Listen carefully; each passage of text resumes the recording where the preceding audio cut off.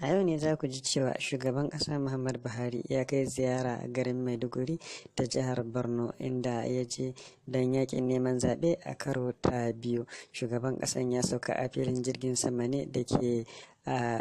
garin Maiduguri, inda mutane suka yi cincirindo a bakin titina da hanya suna murna suna tarbansa. Shugaban ƙasan ya isa filin taron ne na Ramat Square, inda aka yi taron gangamin yakin neman zaben, inda ya jaddada wa mutanen garin Maiduguri cewa za a tabbatar da zaman lafiya da kuma inganta tsaro a jihar da yankin da ma ƙasa baki ɗaya. Shugaban ya ƙara da cewa ba za su yi wata ba a wurin yaƙi da cin hanci da rashawa. Shugaban ƙasan kammala yakin neman zabensa a jihar Borno ya karasa makwabtansu, inda jirginsa ta sauka a wato jihar Yobe, inda shugaban kasan ya samu taraya a garin Damaturu da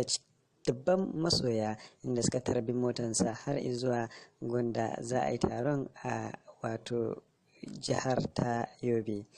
A wani bangaren kuwa za ku ji shi ma tsohon mataimakin shugaban kasa Atiku Abubakar ya samu babban taraya daga mutanen Jigawa, inda ya isa tun daga filin jirgin sama aka tarbe shi tare da dubban ɗaruruwan masoya, inda suka nuna farin cikinsu da zuwan ɗan takarar jihar su.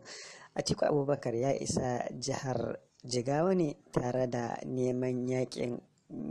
zaɓe na shugaban ƙasan a wannan karan, inda ya tara dubbannin masoya a wannan gari ta Dutse. Masoya sun fito suna ta wake-wake suna shewa da ganin wannan dan takara wato Alhaji Atiku Abubakar, inda shi ma a yayin